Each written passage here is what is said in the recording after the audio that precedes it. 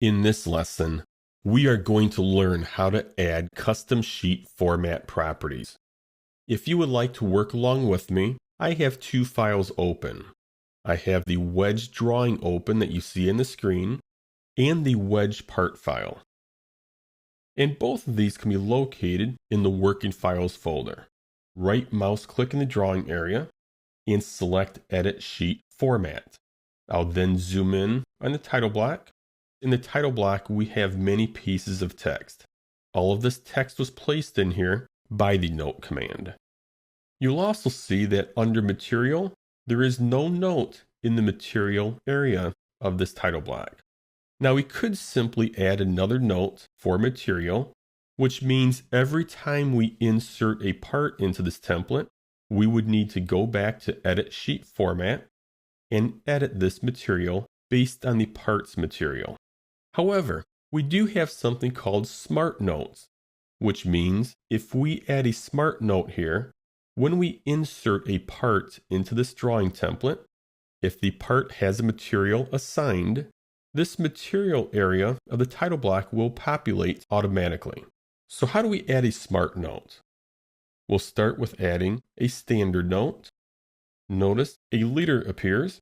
I'm simply going to go to the Property Manager and turn that off, and then place the note inside of the material area of the title block.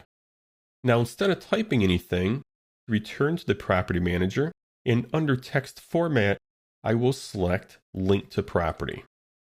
A Link to Property dialog box appears. I want to link this property on the current document, so I am going to select the drop-down list and look for Material. However, you'll see Material does not exist.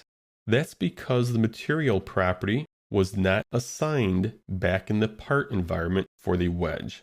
So let's cancel out of this and then go back into the part environment for the wedge. Select the File drop-down menu and then Properties.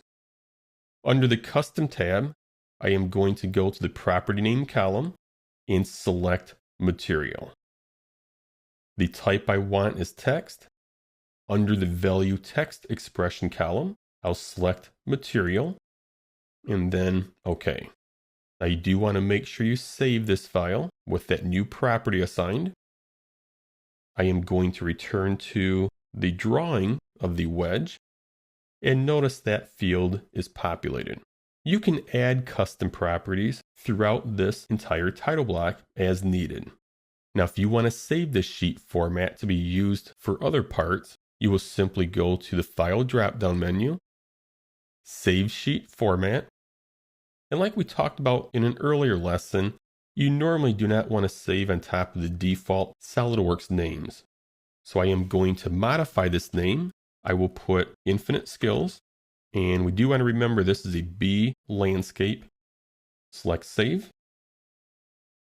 And now when I select New, Drawing, OK. When I scroll through the list, you will see there is our new B Landscape Infinite Skills with that new custom property included in the sheet format.